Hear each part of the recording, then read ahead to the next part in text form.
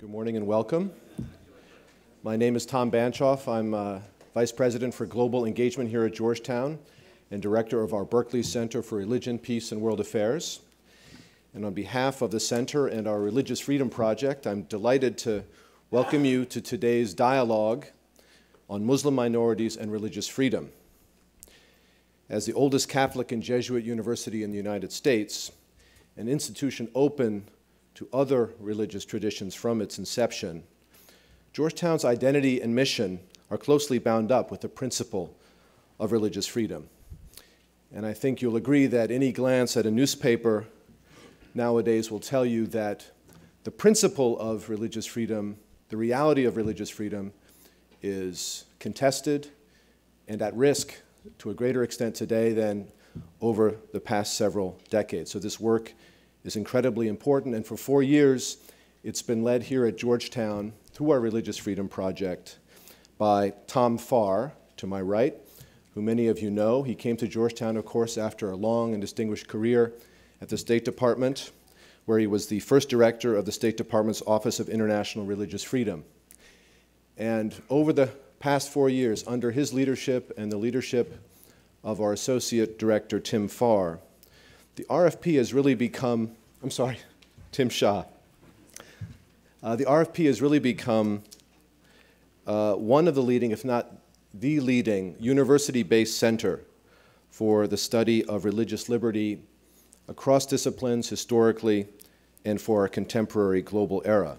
And we do so through research teaching, through publications like those out there at the front desk, and through events like our event today. It's really a remarkable effort at the heart of the mission of the Berkley Center to explore critical issues at the intersection of religion, peace, and world affairs. Today, Tom and Tim have put together a remarkable program on the relationship between Islam and religious freedom, with a focus on problems and opportunities facing Muslim minorities in Europe and the United States.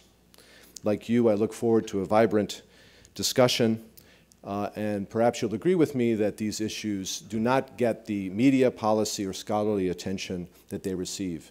And today we're going to be addressing that problem together. Before I turn it over to Tom to introduce the symposium in the first panel, I'd like to acknowledge and thank two critical partners of the Religious Freedom Project: the John Templeton Foundation, which has generously supported the RFP from the outset, and Baylor University and its Institute for Studies of Religion, which joined our project as a strategic partner this last year and has been a part of the organization for this event and will work with us to build on the RFP's record of success into the future. Finally, let me turn it over to Tom. I'd like to welcome you all. Thank you for being here, and ask you to join me in welcoming Tom to the podium.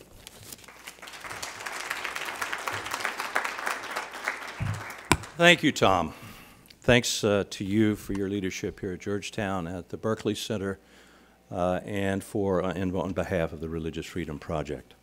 Let me add my welcome to all of you. This is a great turnout. It's going to get larger. I told somebody this is our events that start in the morning are a little bit like Catholic masses. People come in about 15 minutes after the thing starts. So we have a huge RSVP list for today, which will, I'm sure, increase as the day goes on. We're delighted you're all here. This is an important event. We want to talk about the issue of the experience of Muslim minorities around the world. It's another in a series of public conferences sponsored by the Berkley Center's Religious Freedom Project. And as Tom said, the RFP today is a joint project of the Berkley Center and Baylor University's Institute for Studies of Religion, directed by Professor Byron Johnson, who's here with us today. We're very proud of this, as far as I know, unprecedented partnership between the oldest Catholic university in the land, Georgetown University, and one of the oldest Baptist universities in the United States, and the largest Baptist university in the world, Baylor. Now, the premise of the Religious Freedom Project is that religious freedom is very important for individuals, whether they're religious or not, and for all societies everywhere. Notwithstanding its importance, however, we believe religious freedom is in global crisis, and yet it is too often neglected by scholars, by the media, and by policymakers. Our goal at the RFP is to address that deficiency by building knowledge, by raising the profile of religious liberty and its value for everyone, both here and abroad. We do that through conferences such as this one, through a vigorous web presence, including a dynamic web page, and through our new blog, which is called Cornerstone. It is, so far as we know, the only blog in the world dedicated exclusively to religious freedom. Please visit Cornerstone for some of the most vigorous, illuminating, and on occasion entertaining debates on religious liberty that you will find anywhere. And this week, I believe we're going to be highlighting some of the issues that we're discussing today from various perspectives, as always. The RFP also funds teams of scholars here and abroad to conduct research and to write books and articles on the relationship between religious freedom and other goods, such as economic growth and the consolidation of democracy. We do congressional and parliamentary testimonies, workshops with and for government officials here and abroad, media appearances, and of course, as I say, books and articles. We're also beginning this year a competitive dissertation fellowship for a program for PhD students who are interested in writing their dissertations on the subject of religious liberty. We're also developing curricula for high school students on religious liberty. So if you want to know more about us, the RFP, including our upcoming events, check out our webpage, check out Cornerstone, as well as the pamphlets that are at your tables, and sign up for our quarterly newsletter. Let me just mention briefly a couple of these publications. Two of them are part of our series of source books on religious freedom for the major world religious traditions. You have in front of you brand new copies of a web-based program that's already up and will be more dynamic, but these are printed copies of our source books on Islam and on Islam and religious freedom and on Christianity and religious freedom. Finally, let me mention the publication, the more colorful one, that you can pass around at the table, which is from last spring's event on the Hobby Lobby Supreme Court case. Many of you were there. It's entitled Everybody's Business: The Legal, Economic, and Political Implications of Religious Freedom. Precisely what we do at the RFP. Okay, now let's get to the subject of our exciting conference today. Much is in the news about Muslim-majority states, especially in the Middle East and South Asia. But today we want to examine the experience of Muslim minorities, especially in Europe and North America, but also elsewhere, including in Muslim-majority states. What can we say about the experience of Muslim minorities? Do they suffer discrimination and even persecution in the West? Do they suffer discrimination and persecution in the Middle East? If so, what is the nature of that persecution? What are its causes? And what are its effects? For example, does the experience of Muslim minorities have any explanatory power with respect to the strength and spread of violent Islamist extremism, either in the West or in the Middle East? In the important task of interpreting the Islamic tradition, what are Muslim minorities in the West and elsewhere contributing to that enterprise? Are the liberal voices of Western Muslims being heard in Muslim-majority nations, or are those voices rejected precisely because they're Western or because they're liberal? To examine these and allied questions, we've assembled a sterling cast of scholars and experts. The details are in your programs, but we'll begin shortly with an outstanding panel of scholars to discuss Islam in Europe, followed by lunch and an exciting lunchtime keynote conversation featuring three of the most influential public intellectuals in the United States. That will be followed by a panel of fascinating discussion on Islam in America, and at the end of the day, a wrap-up conversation that you won't want to miss. So once again, thank you for being here today. I'll ask our first panel on Europe to come to the podium as I speak. I'd like to, I will simply introduce the first, if you would all come up together, please. Jocelyn, are you here? Ah, there she is. Come on up. You're welcome to come up behind me or either on the other side. Probably easier to come up this way. I'm just going to introduce our moderator and then turn it over to her, who will introduce the panelists. Jennifer Bryson is a dear friend and colleague, a friend of the Religious Freedom Project for many, many years, and a force in her own right in the study of Islam, and especially its relationship to religious freedom. She's perfect for the role we've cast her in today. As you can see from the bios, Jennifer is the director of the Zephyr Institute, brand new institute out in California, and is a distinguished visiting professor at the U.S. Army War College. Is everybody in place? Okay, Jennifer, take it away. Thank you so much, Tom, and I'd like to thank the Berkley Center for bringing us together here today, and also thank our audience for your time in our discussion together. With me on the panel today, when I received the note that I'd be doing this, I have to say I was really delighted to hear who our panelists would be, because we've got Professor Jocelyn Cesari, who is a senior fellow right now at the Berkley Center for Religion, Peace, and World Affairs. She's visiting at Georgetown in the Department of Government, and she directs the Islam in the West program, right on topic for our topic today, at Harvard University, and also the Berkley Center's Islam in World Politics program. Next we have, and here I must say that my American ear does not always do so well with Turkish vowels, so I hope you'll appreciate my attempt at pronunciation here. We have Kubra Gumush, and she is a journalist and blogger who is from Germany, and she writes in major German publications such as Die Zeit, Zeit Campus, Der Freitag, and the ever-interesting Taz newspaper. Also, she's currently working full-time as a consultant for social media innovation and communication at Oxford University in the Said Business School.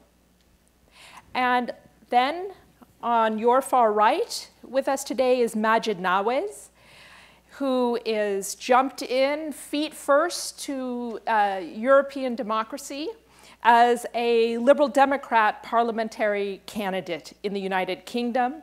He's the co-founder of Quilliam, which is a Muslim anti-extremism think tank, and he's also a former member of the Islamist extremist group Hizb ut-Tahrir. And his story about his transition from Hizb ut-Tahrir to being a candidate in a democratic process is in his autobiography, Radical: My Journey Out of Islamist Extremism. So thank you very much today. And on our panel, we could spend weeks on the topic of Islam in Europe, but I'd really like to take advantage of this unusual opportunity, in my experience, to focus on Islam in Europe and then the particular intersection of the experience of Muslims in Europe with religious freedom. And I asked our panelists today to consider this from three different aspects. One is from the lens of Muslim minorities in Europe and their experience with religious freedom and challenges to religious freedom in Europe. Next, I asked them to consider the experience of non-Muslim majorities in Europe in relation to the Muslim minority communities. And here we see the positives, such as statements in the last few days by Chancellor Merkel of Germany solidly renouncing anti-Muslim prejudice, to also challenges. And how does this relationship face how non-Muslim majorities in Europe are thinking about religious freedom or not? And the third angle I'd ask them to consider is how this experience of Muslim minorities in Europe shapes relations of the Muslim minority in Europe to their participation in a larger global discussion among Muslims about religious freedom. So thank you very much. And I'd like to start with a general question, and I'd welcome responses from any or all of you on this. According to the Pew Research Center, levels of religious restrictions in Western Europe have risen significantly since 2007. In what ways have religious restrictions, whether by government or by social pressures, risen against Muslims? And also, I'd like you to consider what explains these rises in restrictions and discrimination. And then hopefully as we move on today, our conversation will also move towards seeking solutions.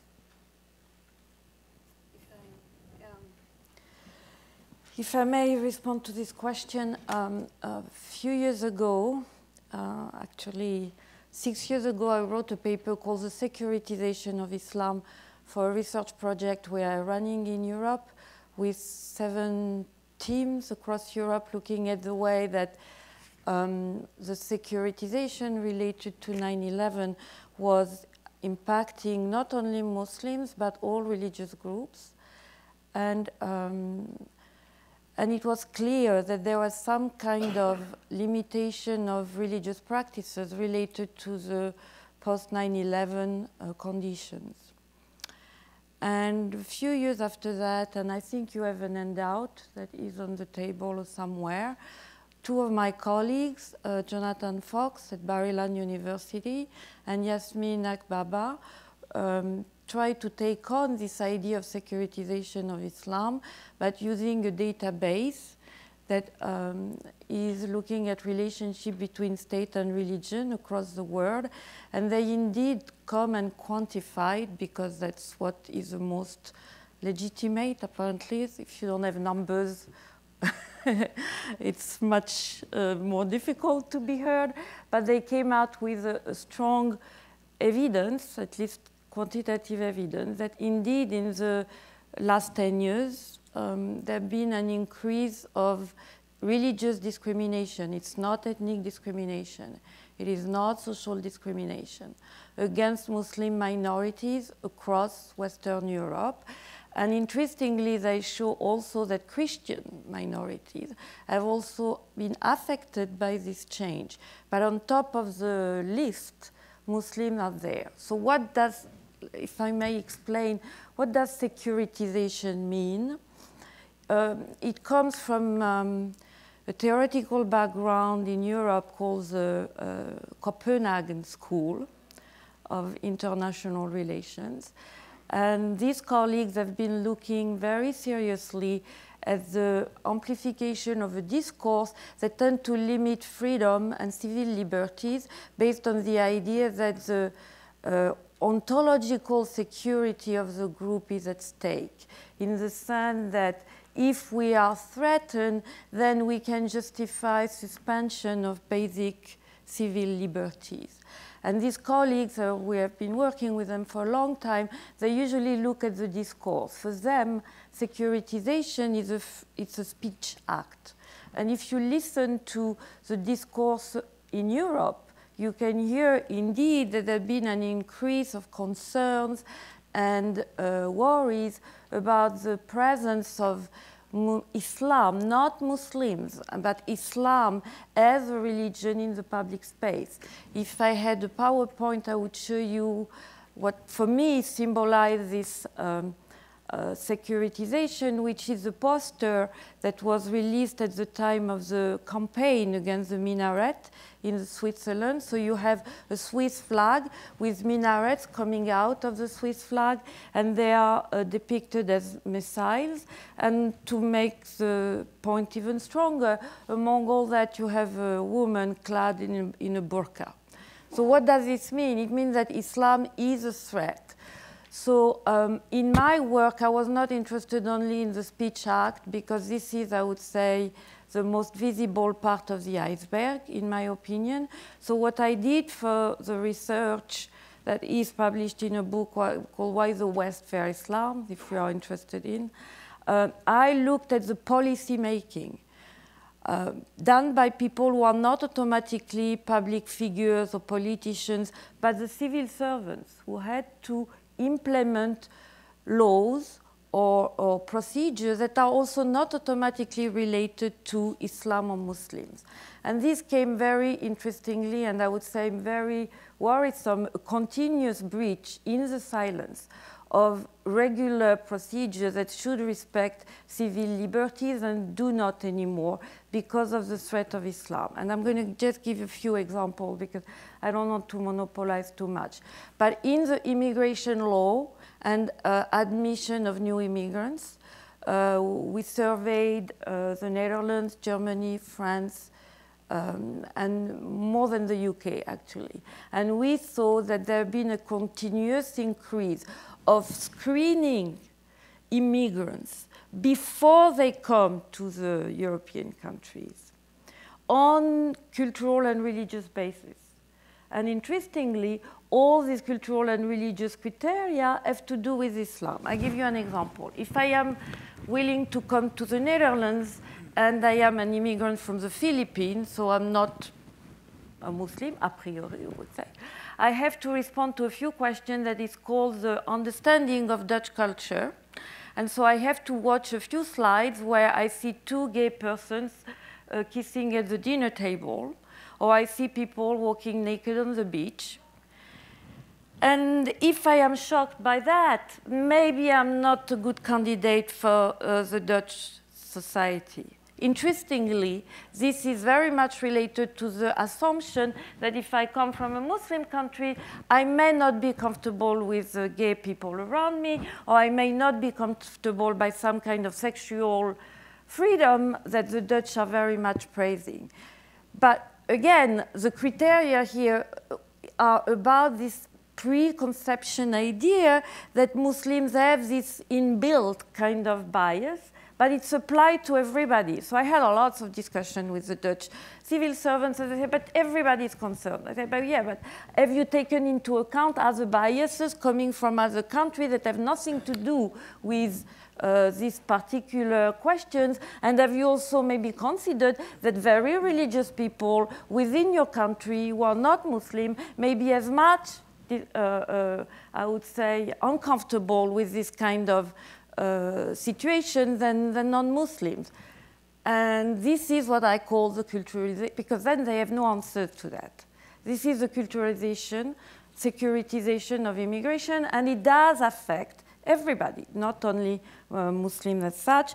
Another, I could multiply example. There was a very interesting declaration of one of these Dutch ministers. If they can't stomach it, meaning with lots of debate, then they don't have to come in. We don't want them. So again, the idea here is Islam is a danger, not only, and this is the difference, I guess, with the US in terms of securitization, not only so much on the security of people, materials, and goods, but on our core values as secular liberal democracies, in the sense that the situation of women, the intolerance vis-à-vis sexual minorities, are now built into the, not only the public discourse, but also the day-to-day policy making or administration of policies on the ground. And it goes also with restriction of imams on the very, I would say, conservative discourse they can have. If I have one more minute on that, there is a very famous case because it raised lots of legal issues of the French security services expelling an imam in a French mosque in Lyon because he had a very conservative discourse on women, saying women have to stay home, the husband has the priority over the management of the family. The French security service that scrutinize all mosques say, wow, this is a terrorist. So they expelled him back to Algeria on the basis that he was threatening the security of the country. The Supreme Court, or the equivalent of the Supreme Court in France, came out and say, yeah, you know, there is not even the beginning of a plot here. We cannot, by international law, you know, maintain that he came back, returned. There was a long ballet of this kind. So this tells you exactly, this is a very conservative discourse. It's not a liberal discourse. Does it mean it's a terrorist discourse? So what's happening in Europe is a leap between terrorist and conservative. And you have indeed lots of Muslim conservative voices. Does it make them terrorists and threatening the security of the country? No, not automatically. The problem is, and I'm going to end up on that, what we are witnessing in Europe is what I call a Salafization of Islamic thinking, which is indeed a very conservative and illiberal way of dealing with Islam. Does it mean that it's a terrorist way of acting? Probably not. What I usually say is that all the Salafis are not jihadists. But it happens that most of the jihadi we know are Salafi. And that's where the confusion comes, and that's where the securitization of Islam is happening. And the consequence of it, interestingly, that's all over Europe, scrutiny over other religious practices that are not from Muslims are also at stake now. There is a greater and greater anxiety in Europe about the visibility of all religious practices in public space. So that's why it was interesting in this handout to see that also Christians are now pretty much affected by this securitization. And I'm going to stop here. If I might build up on some of the points you raised, an interesting dynamic you described was how in the Netherlands, immigrants were asked certain questions, and that's actually an interesting thing. Just, I think 2 weeks ago, new research was published by Nijka Forutan, who was analyzing she was analyzing how Germany defined who belongs to Germany, and they've had a very interesting research, and they found out that the collective we does not include Muslims. And an interesting factor here is just what you described, that certain problems within Germany itself, within society, such as sexism, homophobia, and racism, are externalized to immigrants. So they have imported those problems, they have imported those values such as sexism, homophobia, and racism within their communities as well. That's actually an interesting factor, and that actually also represents how Muslims are being depicted within the country, what a Muslim narrative is. And your initial question was also, to talk about the restrictions that Muslims are experiencing, and again, building up on Jocelyn's examples. A very interesting example in Germany was actually 3 years ago, we've had many restrictions religiously against Muslims, but one was particularly interesting, and that case was the debate on circumcision. And it was very funny, actually, because when this whole debate started, many Muslims were concerned about it. So they didn't want to allow circumcision on boys up until a certain age, until they could decide themselves. So that when this debate arose, actually many Muslims then leaned back and said, let our Jewish friends do this and handle this. And it was, the debate then totally shifted, because it was actually aimed against Muslims, but the ones who were affected by it also was the Jewish community. And within a few weeks, the span of a few weeks, the whole debate shifted, because then it was not about the external sexist, racist, blah, blah, blah Muslims who were not part of the collective we, but it also affected the Jewish community, who was very much part of the we, the collective we. And so every time other minorities are a collateral damage of Islamophobic pushes, the debate shifts, and then it actually reveals that those pushes against Muslims are not based on certain honest and sincere intellectual concerns with certain practices, but more than actually about a symbolic act against Muslims, such as the burqa debate, for instance, in France. I think very much revealed it was a very little number of women who were who would be affected by this, and many said very conservative and mostly sexist politicians said it was about the freedom of women and women's rights and everything. And one in particular said that it was a mobile prison for women. And I was wondering, those women who are forced to wear the burqa will now not, thinking in his context, will now not be allowed to leave their houses, so the prison becomes an immobile prison. And those women who are actually choosing to do so are restricted in their religious freedom. So what all these examples actually reveal is that many of the restrictions against Muslims are only then seen as racist and discriminatory when other minorities are affected as well. Unfortunately, we have not yet come to a stage where we are able to put the populistic debate out of the sincerely honest discussions we're supposed to actually have. Yeah, thank you. It's very important, just to reinforce everything that my co-panelists, fellow co-panelists have mentioned. It's very important, I think, at this stage to state that just like all Muslims aren't homogenous, and as Jocelyn said, just like all Salafists aren't jihadists, all Muslims aren't one thing either. Likewise, all Western countries aren't homogenous. So I speak from a British context, and the challenges, the particular challenges in the United Kingdom are different to the challenges in Germany or in Spain or Italy or France and other countries, Switzerland. The United Kingdom has chosen not to go down the legally prescriptive route, thank God. They've decided not to try and ban minarets or face veils in public, and they should be congratulated for that as a country, because even, and when I say they, including the public finds such measures fundamentally un-British. And that leads me nicely on to the point that in terms of identity, what we have in the United Kingdom is this term British, which played out recently in the referendum efforts for Scotland. And it's a bit like the term American, in that you can be British Scot, and you can be British Welsh, you can be British Muslim, you can be British English.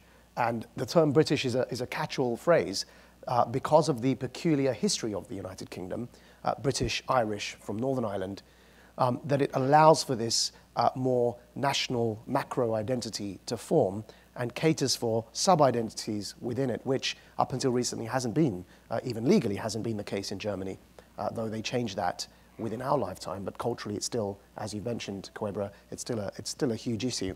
So there is the legal freedom in the United Kingdom to practice one's faith, but it's under threat. I say this, that it's not under threat legally, it's under threat culturally. And I say this with a level of insight and experience because of some of the people involved in challenging that much cherished freedom. What do I mean by culturally under threat? It's under threat in terms of attitudes in civil society largely by two groups. One is those on the far right, those who, many street protest movements have emerged of late, such as the English Defence League, and before them the National Front and the BNP, but after the English Defence League, groups such as Britain First, who, from the English Defence League or the EDL onwards, whereas historically they used to be focused on race and ethnicity. You know, when I, as you mentioned, when I joined Hizb ut-Tahrir at the age of 16, my challenge on the streets of Essex was against neo-Nazi skinheads who had a problem with the color of my skin and didn't really know that I was a Muslim. And how that's evolved today with groups such as the EDL and beyond is that they make public displays of not being concerned about ethnicity. In fact, they make public displays of having multicultural membership. But the issue they have in particular is with Muslims and Islam.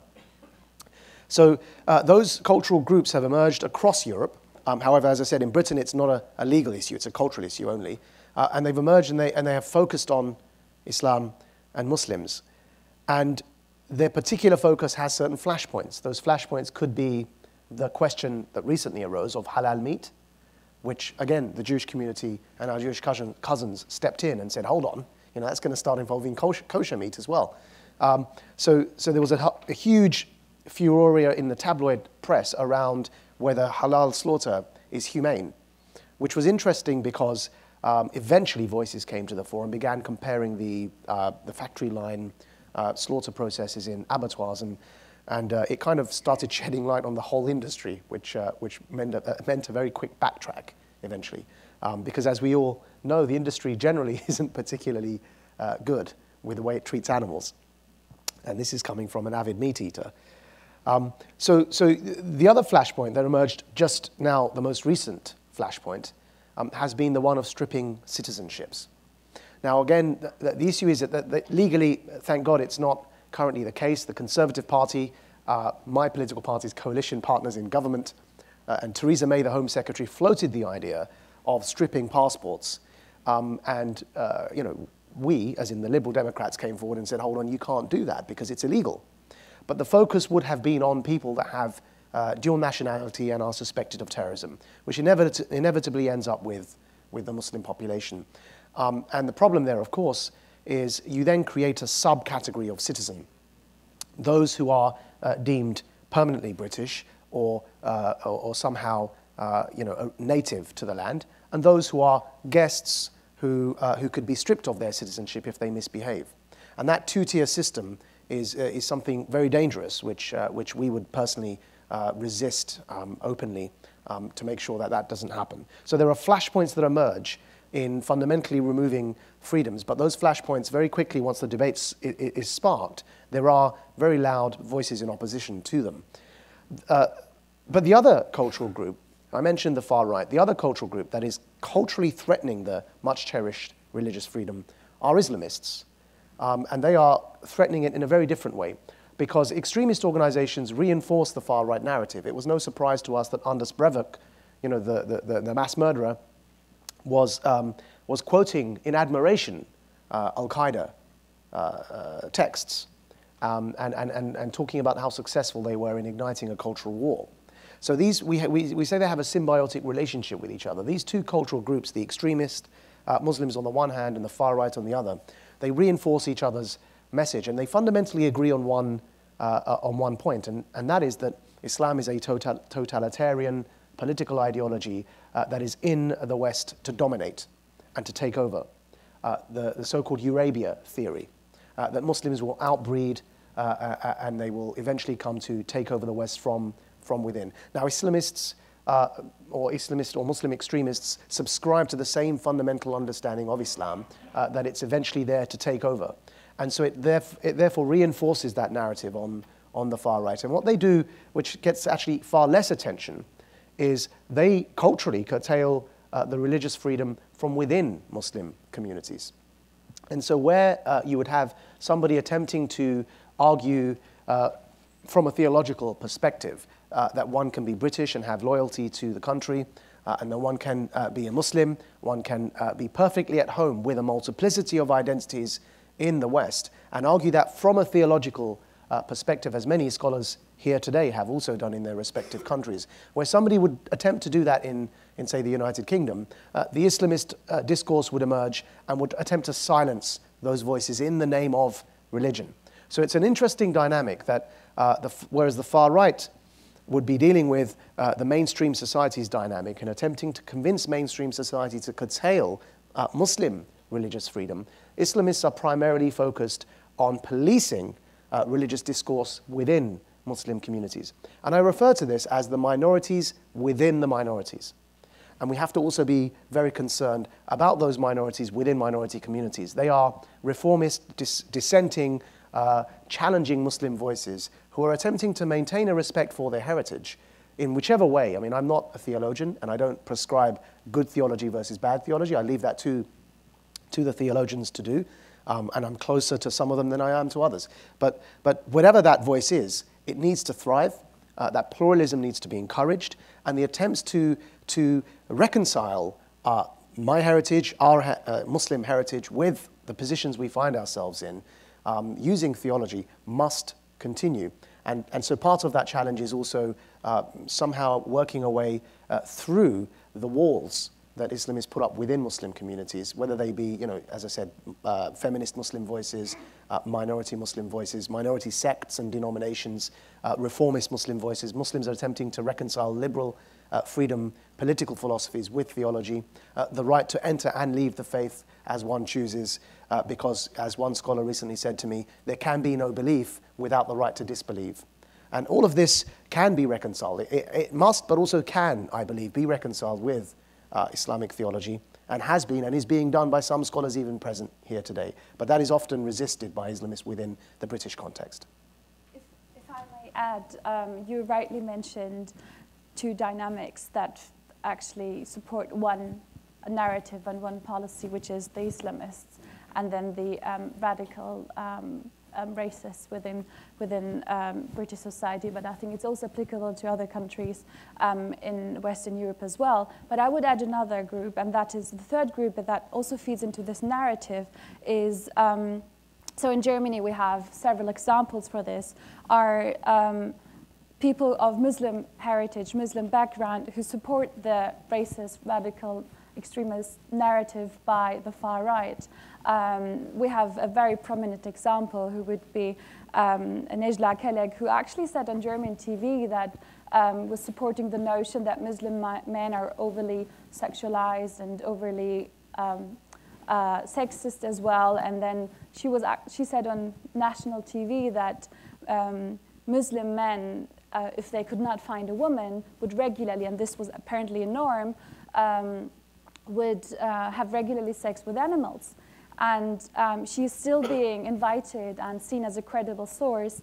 And just 4 years ago, we've had a book published by the German banker Thilo Sarrazin, whose book basically explains that Muslims are genetically less intelligent than others. And yeah, and she was there for his book presentation, serving as a native informant and supporting his thesis and his statements because she herself is from a Muslim background. Hence, her sitting with him is supporting what he says and makes it more credible.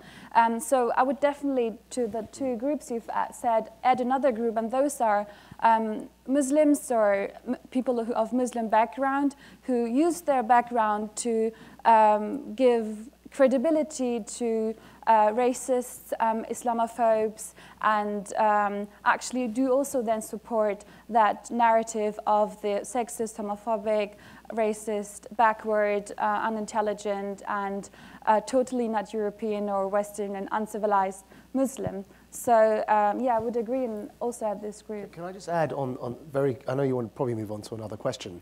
I've got another one, but I'm interested in your contribution. So I was going to, what reinforces this cultural divide that's emerging is, unfortunately, recent surveys in Britain have revealed that Muslims in the United Kingdom are the most likely to be discriminated against when they go for employment opportunities. These are just surveys that have done, just to survey generally the British public, and they're done by, major polling companies. There's nothing dodgy about the stats. And it's very unfortunate because if you combine that particular statistic, that underemployment among Muslim communities is already a challenge, and they're more likely to be discriminated against if they have Muslim names, with another very worrying statistic, and that is that 3% of the United Kingdom, its population, are Muslim, but around 18 to 20% of the prison population are Muslim. Now, they're not in prison because they're Muslim, but this is the reality as we find it. And when you have that sort of discrimination coupled with overly high conviction rates for whatever reason, it's a playground for extremists to recruit from by reinforcing this kind of clash of civilizations narrative. Okay. Yeah. Can I add? Please. I would like to add something because what the two of you are describing is not a clash of civilization, but what you could call a clash of topo, meaning Islam in this discourse is not real, and the West as extremist, and I would like to be maybe more nuanced on what you call Islamist, because, for example, from my experience, Muslim brothers do not fit into this model, while Salafi or Neo-Salafi are indeed moving away or convincing young people that they should not be part of Western society. Why it's not been the message of the Muslim brothers as I know them across Europe. But in what you are describing is the Islam built by the Islamophobic discourse is not the reality. It's a projection of a certain number of stereotypes or pre-assumption, but the problem is it is also reinforced by the existence of this Salafi thinking that has put the West as the enemy. So what you are seeing is not so much a clash of civilization, that someone said it a long time ago, a clash of essentialism, of who is the other in the mirror. And this is the most dangerous situation because it does not give any room to take into account the reality of people. And an important point to mention here that is not really, what has not happened yet in the US, and it's a very important point that you raised, is that in this essentialization of Islam, a lot of Muslim or former Muslim, and most of the time it's women more than men, because the discourse is also very much focused on women's rights, and it's not a coincidence that this young woman you're mentioning is very much involved in this debate. They come in and reinforce the idea that indeed Islam is, in its essence, bad against women, against religious minority. I'm thinking of a figure that used to be in the Netherlands and that now actually my neighbor in Cambridge, who is ERSITY. I mean, she was a member of the parliament. Now she is a former Muslim. She doesn't want to be called a Muslim, but she built her own total legitimacy on this, and it is very efficient in a Western, how? If Muslims are saying that, so indeed there is an issue here. And so what worries me in Europe is that you have this anti-Islamic discourse versus this anti-Western discourse that is very much present in the media, in the blogosphere, on both sides, and that completely erase the much more diverse and nuanced way that Muslims and non-Muslims are trying sometimes to live together. And this is a major, major problem that nobody is addressing because, you know, for the West also the Salafi look like the real thing, you know, they look like the real Muslims. So quick comment, and then your last two have fed almost perfectly as if planned into my next question, so please. And this again feeds into the narrative of having the good and bad Muslim. Yeah.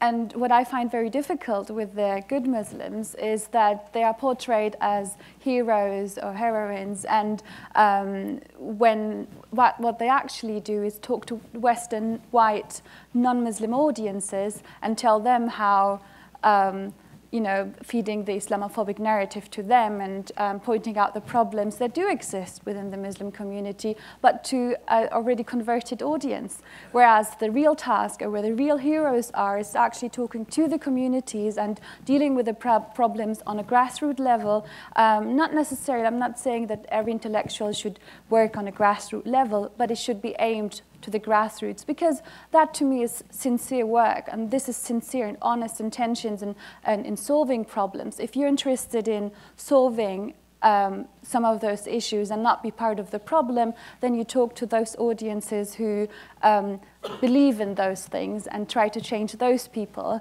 which in that case, for instance, would be certain communities who have sexist practices, for example, rather than talking to again, white, Western, non-Muslim audiences and get applauded by them and be portrayed as the good Muslim that sort of is a wonderful example, whereas the rest, then again, is portrayed as bad Muslims. So there's a difficulty for many Muslims in Europe who want to, or who do work on a grassroots level, but do not want to talk in mainstream media, wash the dirty laundry of their community just for the sake of washing it and getting applauded for being one of those people who work against it. But actually, when talking to mainstream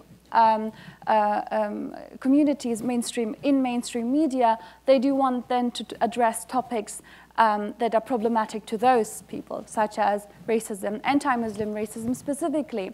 In the beginning, one of the questions you asked were, why is it that these restrictions do happen in regards to Muslim communities? And what I find is a major reason is that somehow it is seen as an intellectual act to criticize Islam, and it is legitimate to criticize Muslims, whereas because we do not have the understanding that actually Islam has been racialized, and whether or not you are a practicing Muslim or not, if you look like you could be from a majority Muslim country, or if you are visibly a Muslim, you are being treated as a Muslim, and that then actually implies that Islam is being racialized, and the treatments that people who look like they could be Muslims get is racism. And we do not yet, I think more so in Britain than in mainland Europe, we do not yet have the understanding of anti-Muslim racism and how that plays into this processes and dynamics. Well, on those notes, I'd like to look more at what impact these challenges with anti-Muslim attitudes, and then in particular restrictions that are religion-based, have on civic and economic engagement.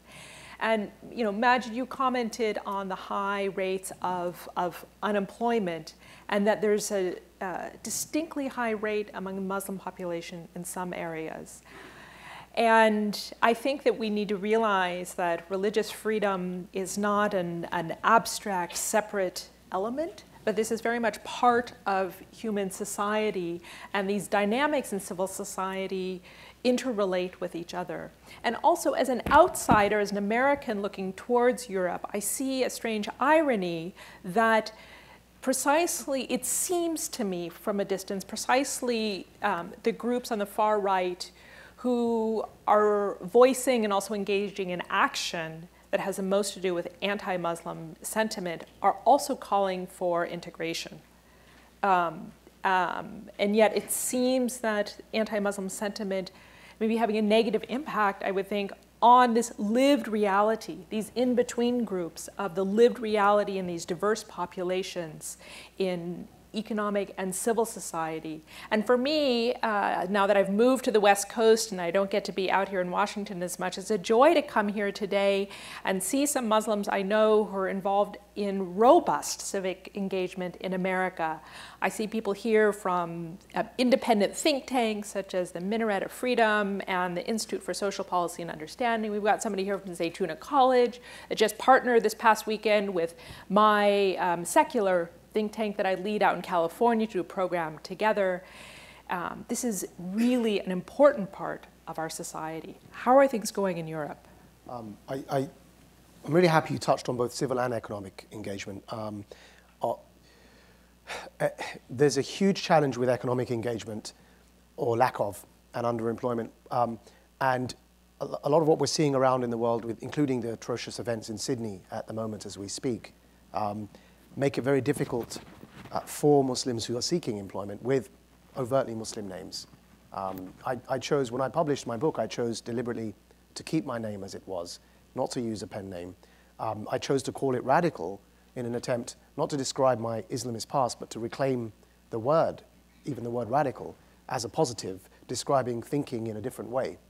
But unfortunately, people are, when it comes into the employment sector, people are seeing Muslim names, or they're seeing a particular look and assuming a lot about the person that they're looking at. So I want to give a story. I was recently in a minicab, and the driver was clearly an Arab Muslim, big beard, and he was speaking to me in Arabic. And one would, if they saw this driver, Algerian origin, so if anyone knows anything about Algeria, it's even easier to stereotype the religious Muslim who comes from Algeria because of the jihadist civil war that ensued in that country. One would have assumed this man was some form of extremist. He was certainly a Salafist, which is why I take issue with even us having a problem with all Salafists. I don't think we should use or frame a discussion that all Salafists are inherently problematic either. I think the issue is those who politicize the faith, and that's what I meant by Islamism. It's simply the politicization of the religion in an attempt to take over, whether from within or from without, is what I take issue with. Because what the driver proceeded to say to me was that his son, and this is unfortunately very common in Europe, his son wanted to go and join ISIS. This is a random minicab driver who's just picked me up randomly. He had no idea who I was. I don't use my real name when I order these minicabs for many reasons. But he told me his son wants to join ISIS, and I asked him what he said next, and he said, well, he basically engaged in a religious discussion with him, which thank God succeeded, and his son was convinced by his father's efforts.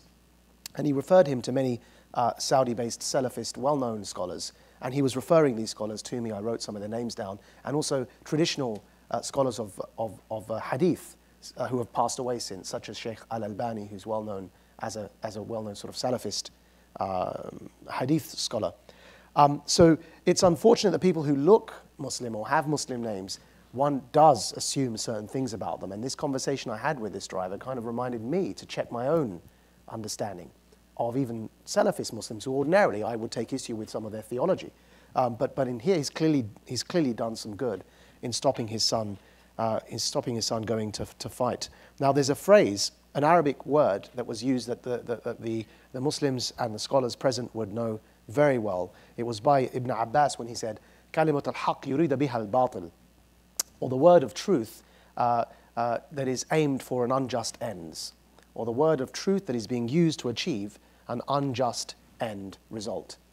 And this phrase was used by Ibn Abbas during the negotiations with the Khawarij, or those who are the seditious sect who was attempting to excommunicate the Muslim community just after the passing of the Prophet Muhammad, and were attempting to kill the companions of the Prophet, exactly as ISIS is doing today, by arguing that they're not ruling by Islam. And in those negotiations, they were citing passages from the Quran, such as "Inil hukmu illa lillah," or "the rule is for none but God." And it's in response to that passage that the Sahabi Ibn Abbas said that actually this is the word of truth, but you're using it for an unjust ends. Now, the reason I recall this particular story is because today, you mentioned integration. Today, there are far-right organizations in Europe doing the same thing with the word integration. Integration is needed, it's necessary, it's an important conversation we need to have.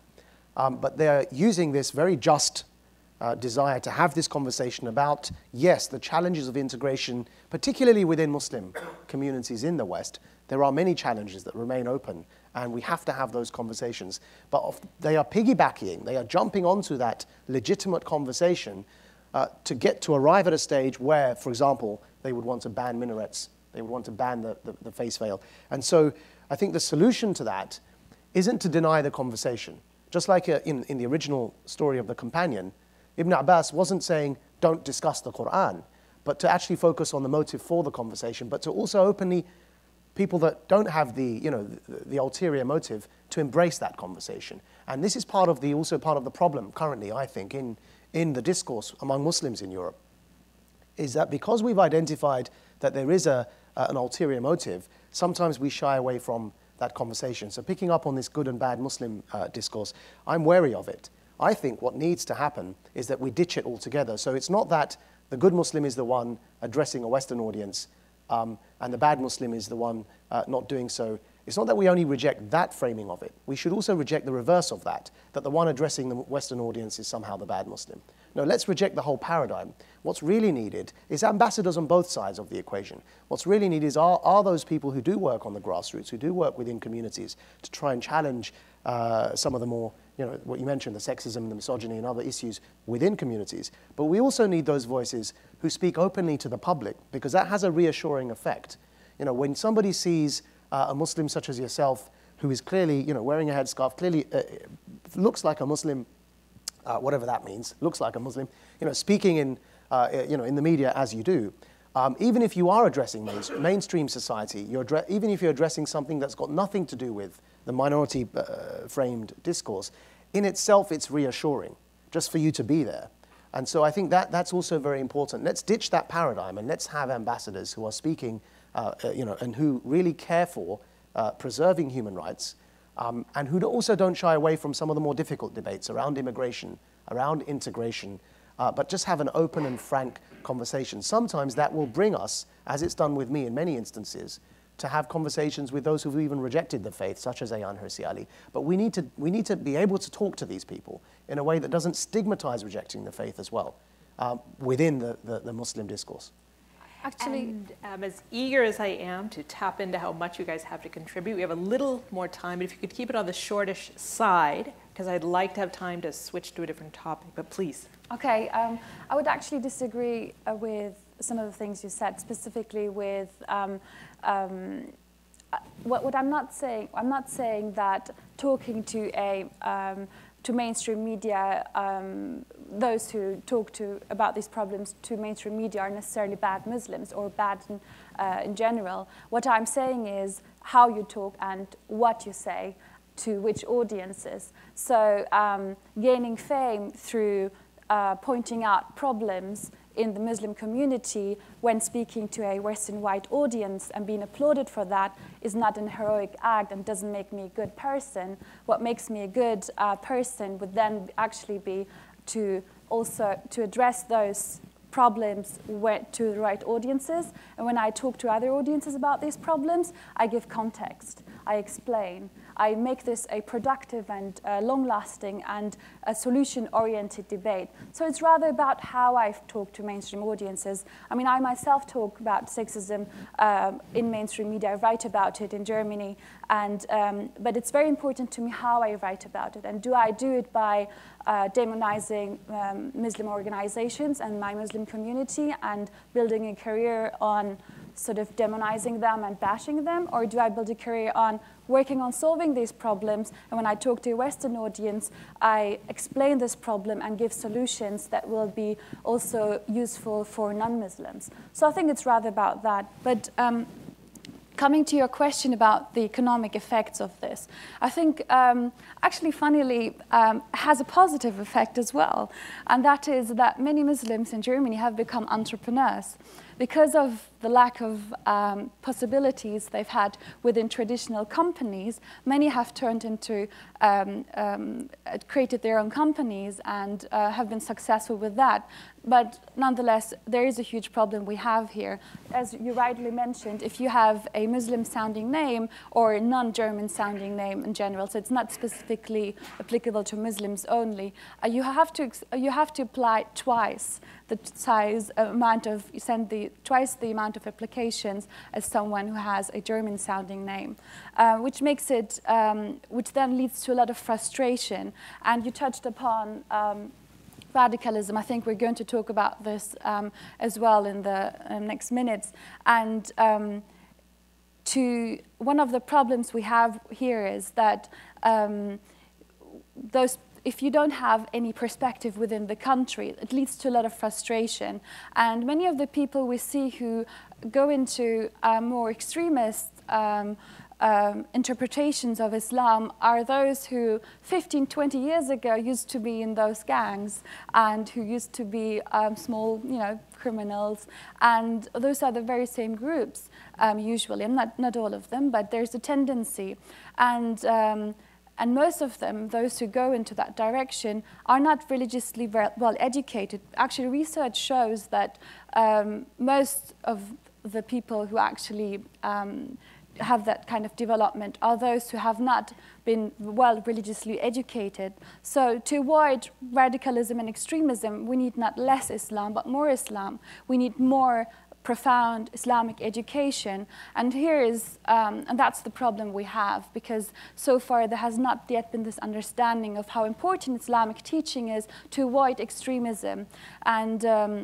And many, I think, luckily in the UK, it's very different. I mean, we have many teachers who are visibly Muslim, but we also have Islamic schools. We have many possibilities to have access to Islamic education. It is very much limited in mainland Europe and in Germany, for instance, not also because it has recently changed. We now have certain states within Germany where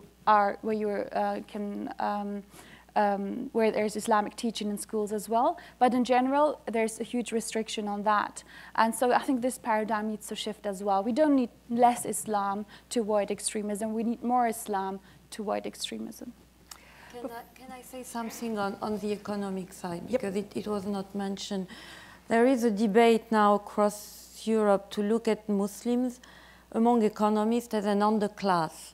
It does create a lot of debate, and it is not completely consensual yet.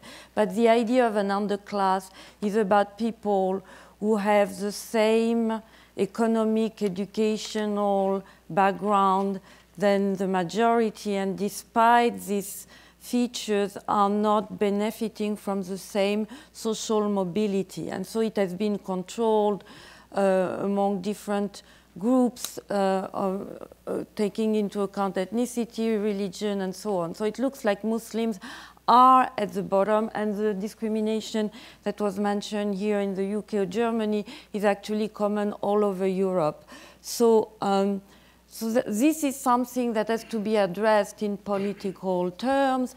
It has also indeed religious consequences, because it does reinforce the idea that and this came in the focus group for the survey I mentioned, lots of Muslims think, more than in the US actually, that they are more and more discriminated because they are Muslim, from the school, from the classroom to the shop to the news. I mean, there is this multi-layered vision that Islam is an issue from micro-interaction to international politics that came very strongly in the interviews of European Muslims, and not as much in the case of American Muslims. So we have really to address that in political terms in Europe, and unfortunately it is not really happening now. I'd like to ask you just one question, and then we'll move to a little bit of time for questions from the audience. And here we're going to switch gears. So we've talked about some very serious and real challenges and problems. And another way of approaching this, I wonder what examples you might know of ways in which positive experiences of religious freedom in Europe by Muslims there have had an impact on discussions with Muslims from Europe into other parts of the Muslim community more broadly in the world. And one example here that I think of is, have there been ways that the experience of the imam on Friday, at communal prayer, being able to give the sermon without the government scripting it? Have there been ways that this positive experience has been something that some Muslims have wanted to share? I'll let you. You start first. Thank you. This is a really important point, and I think it's been underexploited by us, Western born and raised Muslims, in our engagement. I have family still in Pakistan. I've traveled a lot across the entire region, in the Middle East as well as South Asia, and it's been underexploited as a resource, as an opportunity for Muslims in the West, and it hasn't been well sold. In fact, through the 90s, it was the opposite. That freedom of religion that you've just referred to was used by people like me to undermine that premise in our engagement with Muslim communities in Muslim majority societies, unfortunately. My very first trip to the United States of America was in 2007 when I came here to testify at the US Senate. I left Hizb ut-Tahrir in 2006, so it was very recent after my departure from my former organization. And I came here and inspired originally by the book that Sayyid Qutb wrote, Al-Amerika Allati Ra'aytu, or The America That I Saw, in which it was a diatribe against American society. It was a rant. And Sayyid Qutb blames licentiousness and Western promiscuity for a lot of what he ended up becoming in that book. So I, inspired by that, I wanted to upload a video blog, The America That I Saw. It's still on YouTube, and because it was my first time here, very recently, having been an Islamist, so I came here and it was an important conversation. So I uploaded this conversation that the very licentiousness and the very freedom to dress how one wants in these societies, it's the very same freedom that allows Muslims to build mosques, that allows Muslim women to dress how they like. And it's important to recognize that. And I made that point in the video, that what Sayyid Qutb failed to realize was it's what allows us to be Muslim here. And that point, if you like, the positive side of freedom being the religious freedom to practice one's faith, that point, I believe, has been undersold by people like me in our engagement with Muslim majority societies. There have been lots of efforts by religious scholars, again, some of them are present here today, in attempting to make the religious case using Islamic theology for that. What there's missing are grassroots activists popularizing that religious theology, which does exist. It's not that Muslim theologians aren't speaking out. They have been for many years. What's missing are grassroots social movements popularizing that theology and making it common discourse within Muslim majority societies on the grassroots. And my TED talk, just to, if anyone wants to kind of see what I mean by this in a bit more detail, I gave a TED Global talk on this very subject of how to popularize such discourse within Muslim majority societies and where the mistakes have been made and what we can learn from those mistakes. What I find difficult about this question is that many Muslim minority groups in Western Europe usually don't have any influence on Muslim majority countries because they've immigrated, they feel part of Western society. So when I first heard this question, that was something I wanted to mention because I think there is no causality in that process. By having Muslims in the West experience religious freedom, it will have no immediate impact on Muslim majority countries. What happened was that lack of religious freedom in some Muslim majority countries was used as a rhetoric in the West to defend restrictions against Muslims, such as saying how many churches are in country X, so why would you have mosques here? But nevertheless, I think, as you also mentioned, that there is a huge potential we have because the possible coexistence of different religions positively can be a role model for other Muslim countries as well. But then again, there are other role models in the past, looking at the Ottoman Empire, where religious plurality was a part of the very essence of the empire. So I think there are many examples for that. But the topic you touched upon, the government's influence on the Friday speeches, sermons. I think because we live in a globalized world, there are debates now that are very well connected, such as the Islamic feminist debates, where many Muslim feminists from Europe are very much in contact with Muslim feminists in Muslim majority countries. So in that term, from that aspect, for example, I think it has had a positive impact and led to an empowering of women based on Islam and say Islam gives us these rights and let's make use of it. And so I think there has been, for instance, an empowerment in that sense. Jocelyn? Yeah. A few remarks on that. First, all the surveys, not only the one I had the chance to convey, but lots of pollings and quantitative surveys show that Muslims in Western Europe praise democracy, religious freedom, and that they identify to the countries in which they live, which is again at odds with the dominant narrative. But nobody is taking into account these opinions. And in the focus group we conducted, it was really clear that this came strongly everywhere. The most surprising focus group we had was in the Netherlands, because we were expecting Muslims to voice lots of frustration and anger vis-à-vis their Dutch citizen or co-fellow citizen, and they didn't. They were very, in some way, understanding and tolerant, which was quite a shock, actually, compared to the French Muslim. But this came very like, okay, that's what it is, but it's better to be here than to be anywhere else in the Muslim world. So this was an interesting dynamic. Now, if we look at the opportunity of Europe as a free space of thinking, we see emerging, indeed, new Muslim thinkers that can do two things. They can think independently of the state, because never forget that in Muslim countries, religion is an asset for state policy. It's part of the state policy.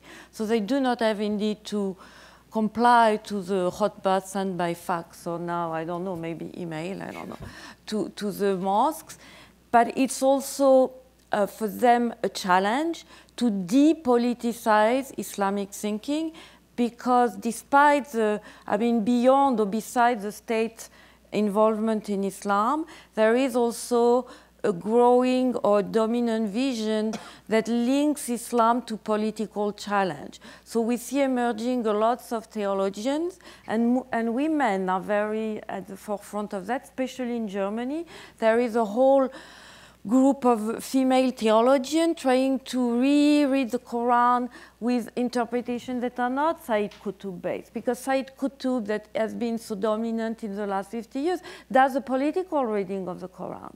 Is it the only way to read the Quran today? Is it the only framework in which you can express what you are as a Muslims? And the way to get away from that is to try new forms of hermeneutics. The problem is this kind of initiative for now doesn't have a lot of impact in Muslim majority countries. But we have to be also very aware that Muslims in Europe are very upset by the influence coming from Muslim majority country on them. So it's not just one way, it's also the other way, in the sense that they feel like the international environment, but also the situation of Islam, let's say in Iraq or Libya or Tunisia, is the paradigm through which their situation of Muslims in Europe is read. And they feel hostages not only of European governments, but also of Muslim political activists in Muslim countries that use them as also a vehicle or a tool for political discourse. So we have, and so it makes the space of free thinking very vulnerable, I would say, but it's there. I think it's there. Do we have time for some Q&A? Great. We'd like to open it up, and there are microphones available.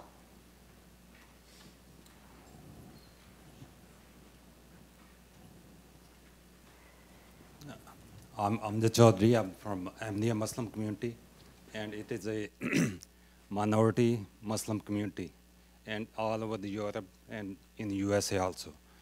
And we're thankful to the Europe and to USA. Please hold the microphone up to your mouth so we can hear you. So that we have religious freedom in Europe and USA. And we are, at this time, we are progressing all over the world. And your question? My question is that because you have mentioned about the religious freedom, that's what I'm saying, that we have religious freedom here, and we are the one Muslim organization that held Muslim for peace, Muslim for loyalty, Muslim for life, and we have Muslim for Muslim for and do you have a question for our panel? The question is that these people from Europe, I know they are focusing on the other Muslims, but I don't know if they're focusing on the Ahmadiyya Muslim community, which is all about peace and Europe. So I did appreciate that several of you have brought up the diversity and complexities within Europe.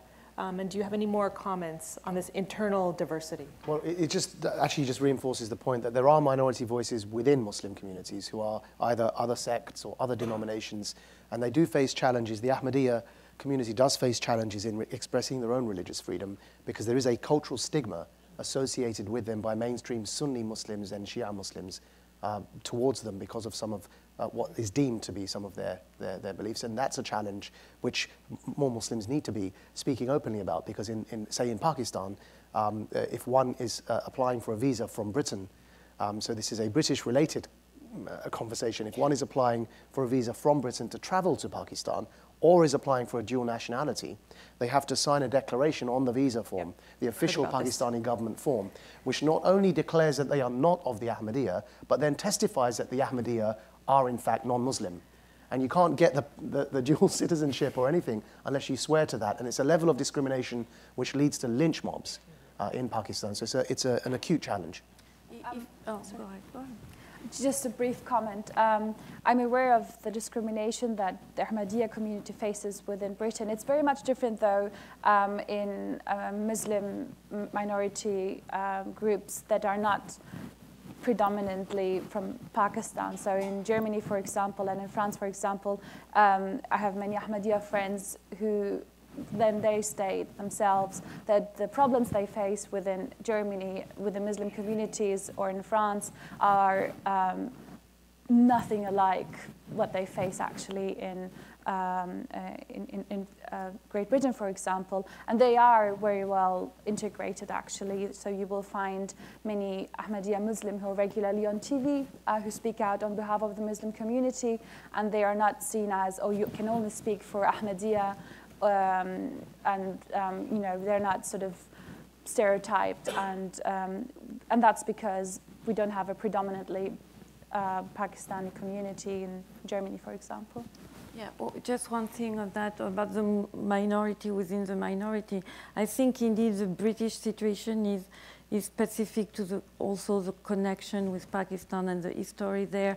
But to give an interesting example of a minority within the minority that actually took advantage of the religious freedom space is the Alevi in all over Europe, not only in Germany, because as you know, in Turkey they face the same kind of discrimination that Ahmadiyya face in Pakistan. So they took advantage of the presence as a diaspora in the European space to express their specificity and to claim that they cannot be put under the umbrella of Sunni Muslims, and they had indeed gained a lot of visibility and legitimacy from Germany, but also across Europe. And interestingly, they have been very much associated with the EU in the debate of, you know, Turkey getting into the EU and improving the status of religious minority in Turkey. So this is an interesting, I would say, a positive example how the diasporic situation,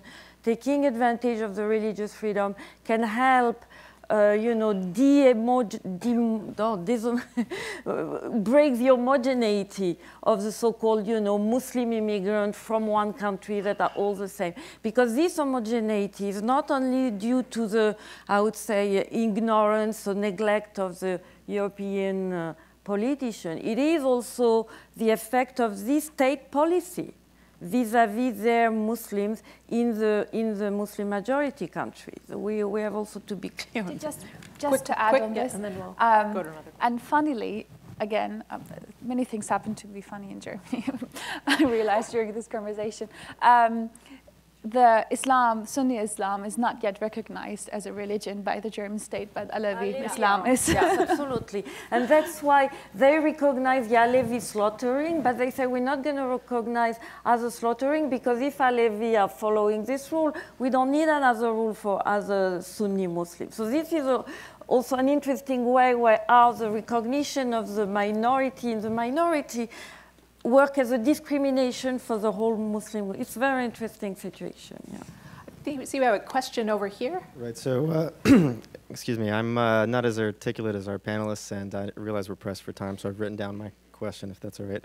I believe the question is for Jocelyn. I was looking down at the time when it was said, but she made a comment about how she considered Salafis Islamist, for example, but not the Muslim Brotherhood, Al-Ikhwan al-Muslimin. And the question's coming from someone who speaks Arabic as a second language and who has read Majmu'a Rasail Hassan al-Banna, the book by Sayyid Qutb mentioned, America Allati Ra'ituha, other books, Mu'alim fi at-Tariq, also by Sayyid Qutb, in Arabic. And so my question is, you know, traditionally Salafis, excluding Salafi jihadis who are obviously very political, but traditionally Salafis have been very apolitical, still having the goal of synchronization of religion and state law, but not nearly as active as all the other political movements that one initially thinks of. You can name 10 off the top of your head.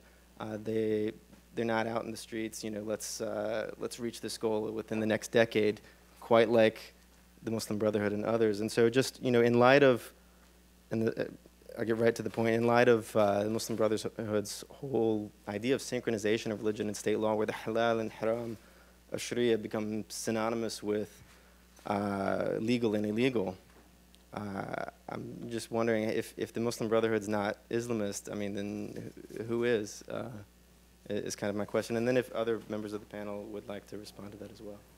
And this is a huge question, huge so maybe question. you can offer us at least some pieces of the European section of this. Yeah, yes. Otherwise, it can indeed take long. The point is not to say that Muslim Brothers are not Islamist. It was in discussion with our colleague here that about what is the position of Muslim Brothers vis-à-vis citizenship in Europe, vis-à-vis national identity in Europe. What I can say is that in the last 50 years, the most active agent in coexistence between national identity and Islam, or secularism and Islam, have been the Muslim Brothers. They are at the forefront of all the initiatives to build representative body in discussion with the states. So in this sense, they are different from I would say the Salafi that have been very much withdrawn and refusing or advocating a separation between young Muslims and the society in which they live, saying that citizenship is haram, saying that voting doesn't make any sense, that the best way to live is to live like the Prophet Muhammad at Medina. This is not what the Muslim Brothers are advocating. So it's not about Islam, it's about posture within the secular democracy vis-à-vis, you know, your interaction with the non-Muslim. And it's a very, very different position. But again, most of the Salafi are not advocating violence, but they are intolerant. And they are, what I have seen in the discussion we had with most focus group, they're also intolerant vis-à-vis other Muslims. Meaning if you don't follow the way I live, you are not such a good Muslim. And that's this intolerance that has to be addressed, and that Muslims don't, I mean, there is a deficit here in the leadership between, you know, what is said at the level of European nations or international organizations and the reality of Muslims that, from what I have heard, are complaining all the time about this kind of monopoly by people who do not automatically represent what they live, either Salafi or Neo-Salafi, but for this matter, also the representatives from the countries of origin in Europe, Pakistan, Turkey, Algeria, or Morocco. These are real issues for Muslims. So I hesitate, I don't want this to turn into a debate about the Muslim Brotherhood, but I do fundamentally disagree with what has just been said. Not entirely, though. I agree with some of what you've said, but I fundamentally disagree with the idea that one should separate and say Salafists pose problems and the Muslim Brotherhood have been good for integration. I think the answer is a lot more nuanced than that. I've lived with the leader of the Muslim Brotherhood in prison for 5 years, and with the entire organization. I know Dr. Muhammad Badir personally, who's currently the Murshid al-Am of Ikhwan in Egypt. Broke many a bread with him over Ramadan in Mazra'at or a prison. I think there's a lot more nuance that we need to apply here. Where the Salafists, where there are some positives we can see in the Salafists, it is in their apoliticized approach or depoliticized approach. The original Saudi Salafists of the Al-Albani view, there are some positives in that they have traditionally been at the forefront of challenging the innovation or the bid'ah of Islamism. They've been at the forefront of that. Where the negatives are is that they are very socially conservative and they are very against women's empowerment, in many instances against dissenting voices within communities such as the Ahmadiyya. So the Salafis have good and bad to them. Now, likewise with the Muslim Brotherhood. The Muslim Brotherhood are Islamist. They do aspire to take, to influence policy with a particular ideological dogma. Now, that's also in Europe as well as in Egypt. There's no difference in what they're doing. They're participating in government because they participate in government in Egypt as well. That doesn't mean they're not attempting to influence policy with a particular ideological agenda. The positives are that they are socially relatively more progressive than the Salafists. So what we have to learn to do is, in being a bit more nuanced about these various groups, is encourage the positives in all of them and discourage the negatives, rather than just saying Muslim Brotherhood bad, Salafist bad, or whatever. So I think, no, because I'm not saying... I just want to say... I'm not saying you've done that, but I'm saying there is a tendency, particularly in Europe, to engage with Ikhwan as enablers of secularism. We've got to be very careful. They are enablers of some aspects of social cohesion. For example, mosques that have been frequented by the Muslim Brotherhood tend to have space for women and men, whereas other mosques from certain conservative communities don't. So that's a good thing. That's a good thing. However, in other instances, when they engage with government, they seem to be, in many cases, the most prominent voices in shutting down dissenting political voices because of some of the views they hold about the nature of Islam and politics. So we just have to be, I think, recognize that there's good and bad in all, and know the direction of travel that we want to head in. And there are many things that one should be wary of when it comes to the official manifesto of the Muslim Brotherhood. Can I just one thing? I mean, we have to be very clear not to confuse the situation of Muslim Brothers in majority countries and in Europe. I can show you tons of texts. I spent my time in the last 20 years going from one place to another. They do not want to be associated in the way they deal with Islam and nation state in Europe with the situation in Europe, in Muslim majority countries. There are tons of declaration, position, work on the ground that I can show you. They do not want Islamic states in Europe. What they want is the presence of Islam in the public space, which is problematic in other aspects, but it has nothing to do with imposing Sharia or Islam at the level of the state in Europe. And there have been lots of discussion on that. And I think you're a little behind in the evolution of Muslim Brothers in Europe on this topic. And so while the Salafis, they are saying that the state elections are haram. So I see here better, with a real problem here in the way that, and these people are competing on the ground. And the most intolerant are not the Muslim Brothers. I'm sure. So part of the joy of having a panel is we get different perspectives. As we wind up and lunch is coming near, we've got time for one more question. And I'm sorry for those we haven't been able to fit in, but hopefully in the breaks you'll have time to continue the conversation with each other. So thanks to... and please hold the microphone up. So thanks to Georgetown University, Dr. Bryson, and the panelists for a spirited discussion. And so I'm Alejandro Butel. I'm with the Institute for Social Policy and Understanding. And I just wanted to ask a quick question here, because there was something that stuck out to me that Kubra had mentioned before, which was that discrimination, and this was what I had written down, discrimination against Muslims isn't seen as racist and discriminatory until it affects others.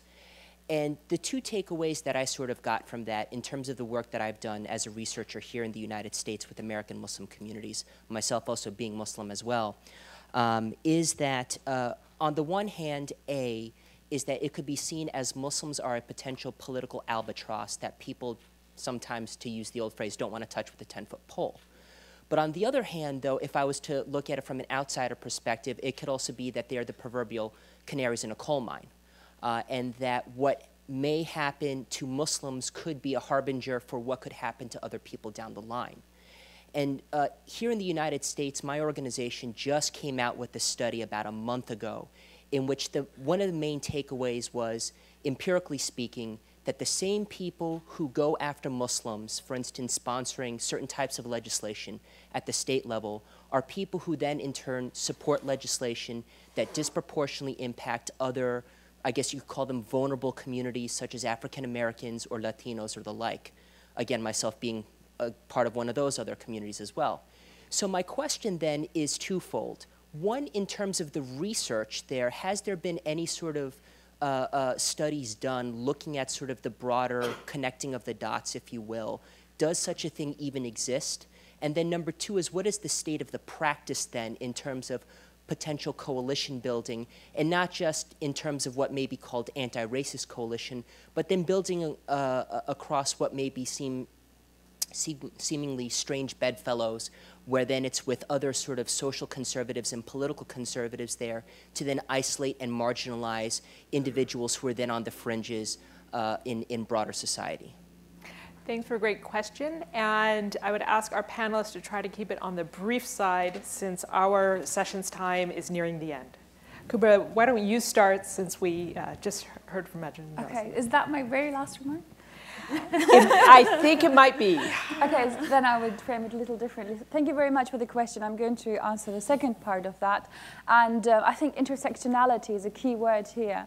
And I think what I criticized in the past with the Muslim communities and their concerns was that they were very much concerned about their own things that affected their own communities. But I think the way forward is to look at the bigger picture and see how things that they might not affect them at the moment might affect them in the future. Things that affect them right now might affect other communities in the future.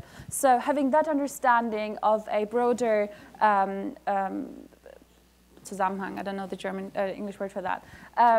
Sorry? Connection. Connection, that's a good word. I know that one. Broader connection of all these problems would actually enhance the activism. So what we actually do in Germany is I personally work together with Jews, the Black community, POC, and other marginalized communities to create people of color. Yeah. So whites minus, sorry, yeah, okay.